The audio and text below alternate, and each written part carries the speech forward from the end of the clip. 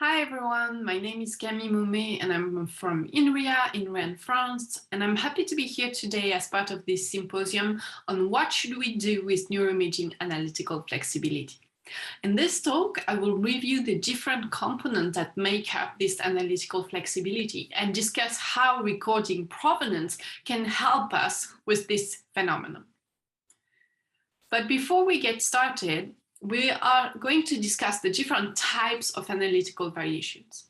Here on the left, you can see a high-level view of a brain imaging study. So we start by acquiring some data, then we're going to have a big phase of data preparation that can include motion correction, registration to a template, and so on.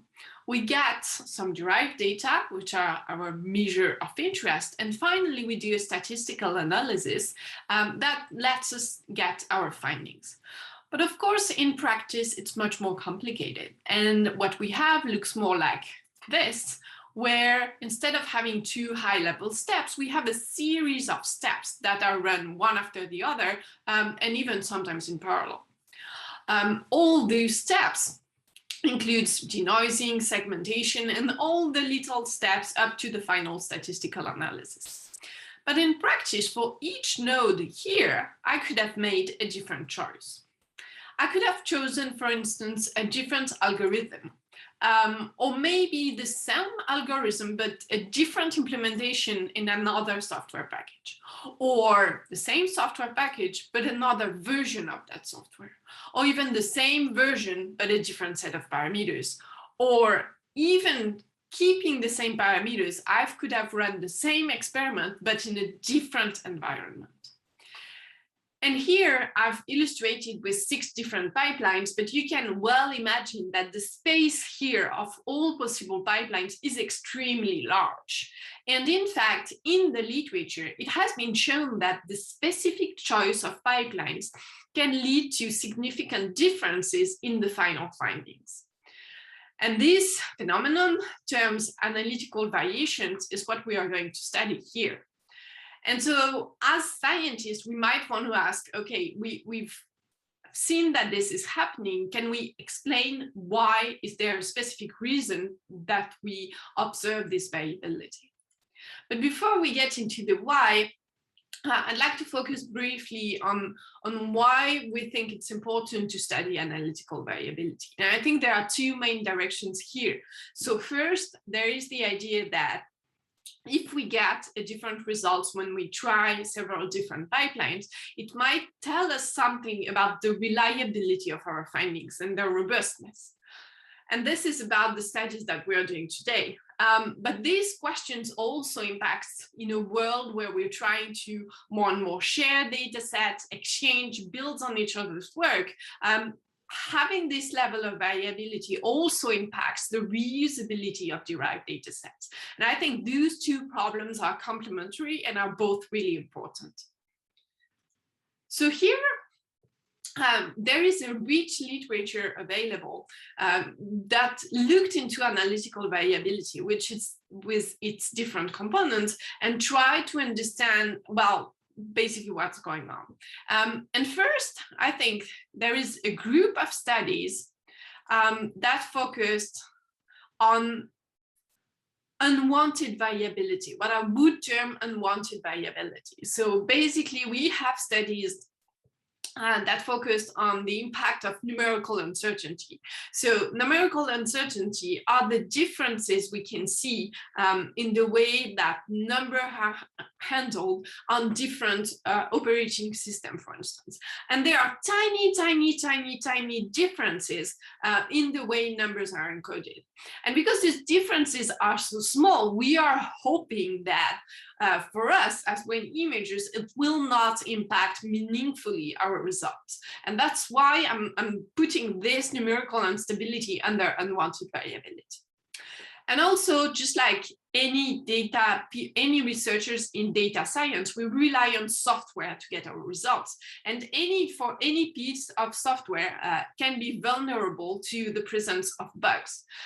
Bugs are not necessarily issues that will prevent the software from working, but rather maybe an implementation that do not correspond to what conceptually was described in the methodology. And so this is also a level of variability that is unwanted, and that might create, when we change pipelines, might create variation in our results that is difficult to handle. Now, there is another class of explanation that we can have for analytical variability, and these are termed data-induced variability.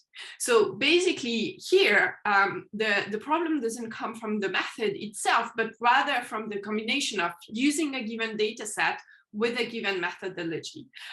So sometimes the data sets are unsuited to answer the question we'd like to answer.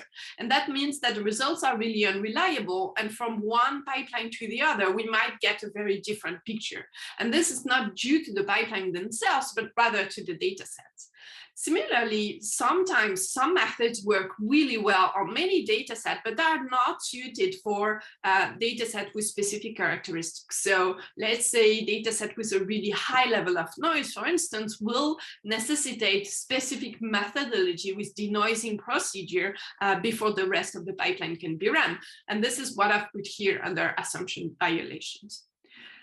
And there is one last final explanation of that variability, which is the variability of interest. So some methods might be a better fit to the data. So here is an example. If I add a covariate with age and I get a better fit to the data, this is informing me that this was a meaningful regressor to add into my model.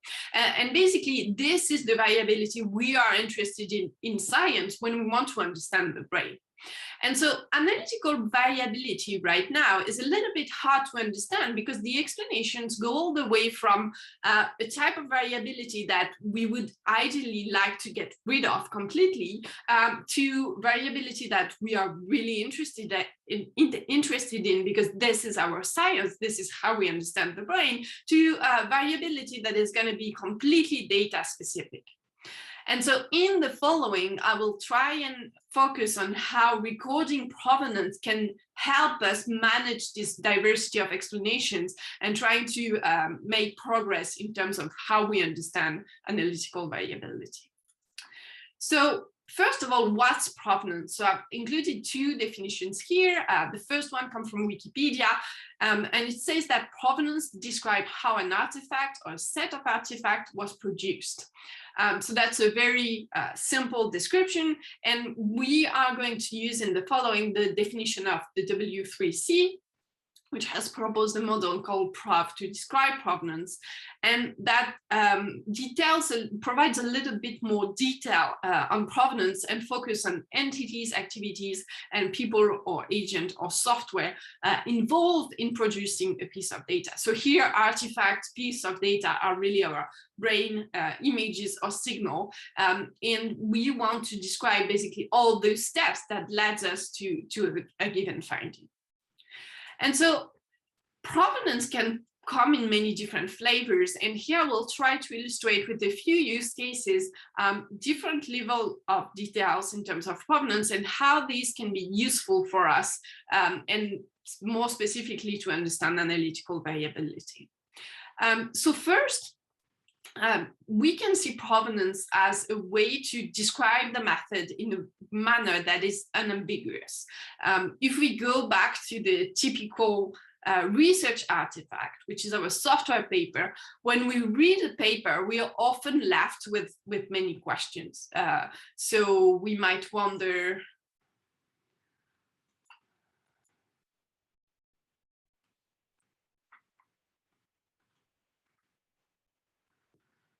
so here, these are fMRI specific questions, but you could transpose to really any problem you have as a brain imager. So which release of SBM was used, which registration algorithm, how was the brain mass computed, and so on. By using provenance, we can help answering the question of reproducibility, of getting the exact same results when we're using the same methodology and the same data set. And so here we can have a really high level description of provenance, such as this one, where we have, so here I'm using a simple example where we have bits data set as an input, and as an output, we have an activation map. Well, if we want to have an ambiguous description of the methods, we can have a very simple model, just like this one, where we have a single process that describes the full, that represents the full pipeline, and the link to, for instance, a Docker container containing my pipeline. And that's very simple. It's a pipeline level description of the provenance, and that already gives us something, which is access to the code or the container that was used to run this pipeline. Now, we can go a little bit further and trying to deal with unwanted variability, or at least unwanted variability that was identified already. So for instance, let's say a bug was found in a given tool, in a version of a given tool. Can we go back and retrieve all the results that use that tool with that version, so that we can check whether the findings still hold with an updated version?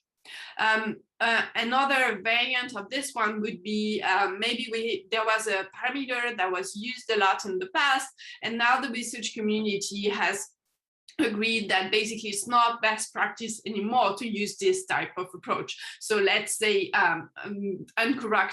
let's say thresholding uncorrected for multiple comparison. That would be an example. So here we need a model that is a bit more detailed than what we had earlier. So here we still have as an input our bits data set, as an output our activation map, but in between we have several steps that describe the different algorithms that were used on the data. And we have a number of intermediary files that gets created by one step and used by the following steps. Here we can see that first 3 steps were run using a given tool, and the last 2 using another tool. And by using this model, we have both access to which tools were used for which step and their version possibly, and also for each step to a command, a description of the parameters that were used that lets us reply to these 2 use cases. Now, we can go even a bit further and trying to explore the different factors that impact analytical variability. At a low level, this can be very similar to what we've just asked. So we could say we could ask the following questions. Are my conclusions dependent on the size of the smoothing kernel that was used as step 5? Well, this information is readily available if we use that model to describe provenance. We can check for the smoothing kernel and then check which results were obtained with that version. But we might want to ask questions when we want to explore factors that impact analytical variability. We might want to ask questions at a higher level. And here is another example. Are my conclusions dependent on the type of noise model that was used in the first level analysis?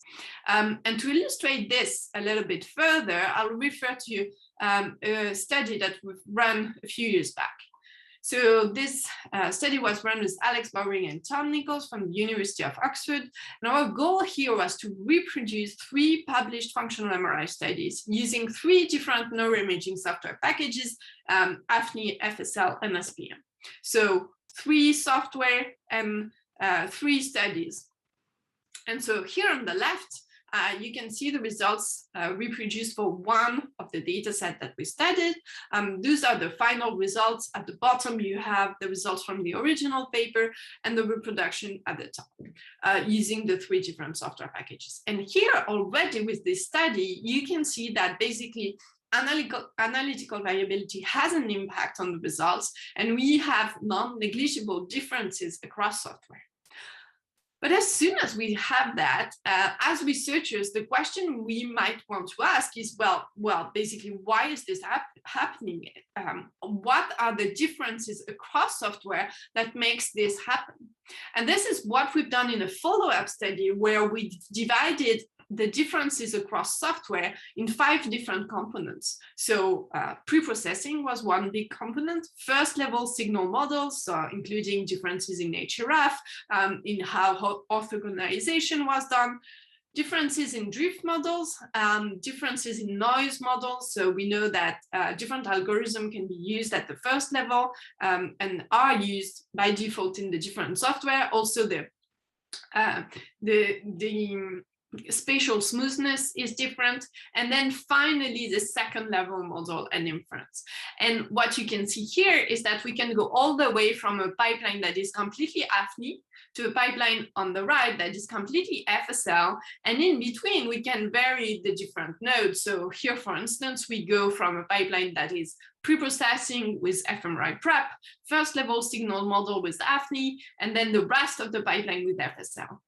And by doing so, we are basically able to understand which of these components has the strongest impact in terms of variation in the results. And here we can see when we go from 5 to 6, we have a big change here with the yellow clusters that almost completely disappear.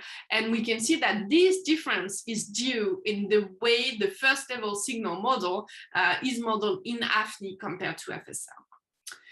And so going back to our question of provenance, we might want to be able on a more systematic way to ask these kind of questions at a high level.